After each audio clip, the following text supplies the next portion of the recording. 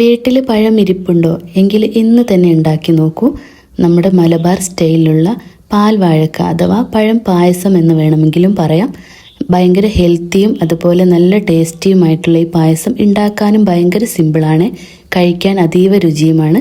അപ്പോൾ ഇത് എങ്ങനെ ഉണ്ടാക്കുന്നതെന്ന് നമുക്കൊന്ന് നോക്കിയാലോ.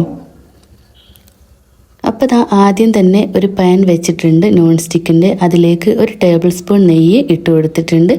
എന്നിട്ട് കുറച്ച് അണ്ടിപ്പരിപ്പും മുന്തിരിയും റോസ്റ്റ് ചെയ്തെടുക്കാം. നമുക്കിത് പായസത്തിലേക്ക് ഇട്ട് കൊടുക്കാൻ വേണ്ടിയിട്ടാണ്.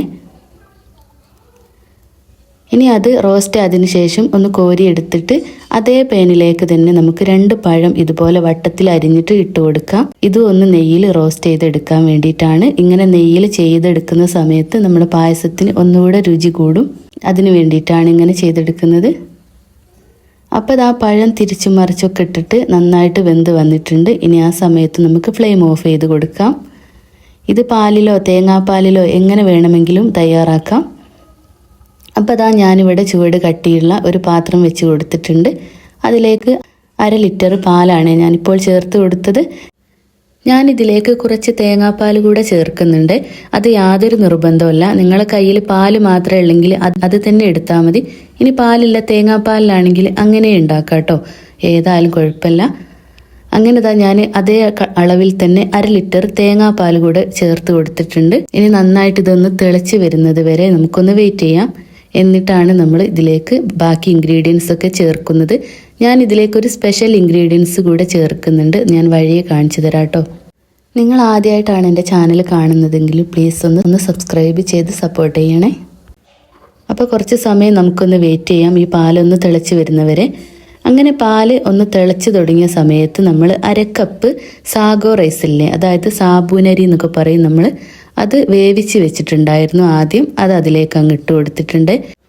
ഇനി നമുക്ക് ഇതിലേക്ക് കുറച്ച് സേമിയ ചേർത്ത് കൊടുക്കാം കേട്ടോ. ഇതുപോലെ നേരിയ സേമിയല്ലേ, അതാണ് ഞാൻ എടുത്തിട്ടുള്ളത്. അതൊരു 2 കൈപ്പിടി എടുത്തിട്ടുണ്ട്. അത് സേമിയ ചേർക്കണമെന്ന് നിർബന്ധമൊന്നുമില്ല കേട്ടോ. നമ്മൾ ശരിക്കും പാൽവാഴക്ക ഉണ്ടാക്കുന്ന സമയത്ത് പഴവും ഈ സാഗോ റൈസും മാത്രമാണ് ഇടാറ്.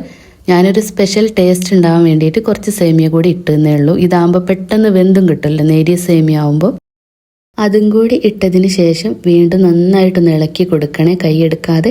പാലും അതുപോലെ സാഗോ റൈസും എല്ലാം കൂടെ ഉള്ളത് കൊണ്ട് അടുക്കി പിടിക്കാൻ ചാൻസ് ഉണ്ട്. അപ്പോൾ നന്നായിട്ടൊന്ന് ഇളക്കി കൊടുക്കുക. ഇനി ഇതിലേക്കൊരു 3-4 ഏലക്കായ ഇതുപോലെ ചതച്ചൊന്നിട്ട് കൊടുക്കുക. ഏലക്കായൻ്റെ ഫ്ലേവർ ഏത് പായസത്തിനും നല്ല ടേസ്റ്റാണല്ലോ, അതുപോലെ ഇതിലേക്കും ഇട്ട് കൊടുത്തിട്ടുണ്ട്. ഇനി ഇത് നന്നായിട്ടൊന്ന് തിളച്ച് വരുമ്പോൾ ഇതുപോലെ ഒന്ന് ഇളക്കി കൊടുത്തുകൊണ്ടിരിക്കുക. എന്തെങ്കിലും വിശേഷ ദിവസങ്ങളിലൊക്കെ നമ്മളിത് ഉണ്ടാക്കാറുണ്ട് കേട്ടോ. ഇനിയിപ്പോൾ നമ്മുടെ ഓണക്കാലമൊക്കെ ആണല്ലോ വരാൻ പോകുന്നത്. അപ്പം നമുക്ക് സദ്യയുടെ കൂടെയൊക്കെ മധുരത്തിന് വേണ്ടിയിട്ട് ഇങ്ങനെ തയ്യാറാക്കിയെടുക്കാം. ഉണ്ടാക്കാൻ എളുപ്പമാണ്, കുട്ടികൾക്കൊക്കെ ഭയങ്കര ഇഷ്ടമാണ് കേട്ടോ. ഇത് കുട്ടികളൊക്കെ സ്കൂൾ വിട്ട് വരുന്ന സമയത്തേക്കൊക്കെ ഇങ്ങനെ ഉണ്ടാക്കി വെച്ചാലും നല്ലതായിരിക്കും. നല്ല ഹെൽത്തി ആയിട്ടുള്ളൊരു പായസമാണിത്, പഴവും എല്ലാം കൂടെ ചേർന്നത് കൊണ്ട് തന്നെ. ഇനി ഇത് നന്നായിട്ട് ഇങ്ങനെ ഒന്ന് കുറുകി വരണം കേട്ടോ. കുറച്ച് സമയം തിളച്ചിട്ട് ഒന്ന് കുറുകി കിട്ടണം. ഒരു കുറുകിയ രീതിയിലാണ് കേട്ടോ നമ്മൾ പായസം വേണ്ടത്. അപ്പോൾ നമ്മളിവിടെ ഒരു 1/2 കപ്പിൻ്റെ മുകളിൽ, അതായത് 1/4 കപ്പ് തന്നെ എടുത്തിട്ടില്ല, അത്രത്തോളം പഞ്ചസാരയും കൂടെ ചേർത്ത് കൊടുത്തിട്ടുണ്ട്. മധുരമൊക്കെ നമ്മൾ ഇഷ്ടത്തിനനുസരിച്ചിട്ട് ചേർത്ത് കൊടുക്കാം കേട്ടോ. പിന്നെ ഒരു 3-4 കല്ല് ഉപ്പും കൂടെ ഇട്ട് കൊടുത്തിട്ടുണ്ട്. നമ്മൾ മധുര പലഹാരത്തിൻ്റെ കൂടെ ഏത് പലഹാരമാണെങ്കിലും അല്ലെങ്കിൽ ഏത് പായസമാണെങ്കിലും നമുക്ക് കുറച്ച് ഉപ്പ് ചേർത്താലേ ആ മധുരം ബാലൻസ് ചെയ്യാൻ വേണ്ടിയിട്ട് പറ്റൂ, അല്ലെങ്കിൽ ഒരു വെള്ളം പുളിക്കും. എന്നിട്ട് വീണ്ടും നന്നായിട്ട് ഇളക്കി കൊടുക്കട്ടോ. ഈ സമയത്ത് കുറച്ച് ഹൈ ഫ്ലെയിമിൽ ഇട്ടിട്ട് തന്നെ ഇളക്കി കൊടുത്താൽ മതി. ഇനി ഏകദേശം കുറുകി വന്ന സമയത്ത് നമുക്ക് തേങ്ങൻ്റെ 1/4 പാൽ ഞാനൊരു 1/2 കപ്പ് എടുത്ത് വെച്ചിട്ടുണ്ടായിരുന്നു കേട്ടോ. അതും കൂടെ ഇതിലേക്ക് അങ്ങ് ചേർത്ത് കൊടുത്തിട്ടുണ്ട്. ഇനി ഇതധികം തിളക്കാൻ നിൽക്കണ്ട, ഒന്ന് തുള്ളി വന്നാൽ മതി. അപ്പോഴേക്കും നമുക്ക് ഫ്ലെയിം ഓഫ് ചെയ്യാൻ വേണ്ടിയിട്ട് നോക്കാം. അപ്പോൾ ആ തേങ്ങാപ്പാൽ ഒഴിച്ച ഉടനെ തന്നെ നമ്മൾ നേരത്തെ നെയ്യിൽ റോസ്റ്റ് ചെയ്ത് വെച്ചിട്ടുണ്ടായിരുന്ന പഴം മുഴുവനായിട്ടും ഇതിൻ്റെ മുകളിലേക്ക് അങ്ങ് ഇട്ട് കൊടുക്കാം.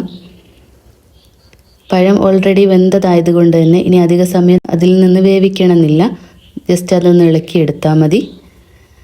പിന്നെ നമ്മൾ നേരത്തെ റോസ്റ്റ് ചെയ്ത് വെച്ചിട്ടുണ്ടായിരുന്ന അണ്ടിപ്പരിപ്പും മുന്തിരിയും ഈ സമയത്ത് ഇട്ട് കൊടുക്കുക. അപ്പോൾ ഇത്രയേ ഉള്ളൂ നമ്മൾ പഴം പായസം അഥവാ പാൽവാഴക്ക ഇവിടെ റെഡി ആയിട്ടുണ്ട് കേട്ടോ. ഇനി പഴം ഇതിൽ ആദ്യമേ ഇട്ട് വേവിക്കുന്നതിന് കുഴപ്പമൊന്നുമില്ല. ഇങ്ങനെ നെയ്യിൽ ചേർക്കുന്ന സമയത്തായിരിക്കും ഒന്നുകൂടെ ടേസ്റ്റ് ഉണ്ടാവും, അത്രയേ ഉള്ളൂ. അപ്പോൾ എല്ലാവരും ഒന്ന് ഉണ്ടാക്കി നോക്കണം കേട്ടോ. ഇത് ഭയങ്കര സിമ്പിളായിട്ടുള്ളൊരു റെസിപ്പിയാണല്ലോ. എല്ലാവരും ഉണ്ടാക്കിയിട്ട് ഫീഡ്ബാക്ക് അറിയിക്കണേ. ഇഷ്ടമായിട്ടുണ്ടെങ്കിൽ ചാനൽ ലൈക്ക് ചെയ്യാനും സബ്സ്ക്രൈബ് ചെയ്യാനും മറക്കല്ലേ.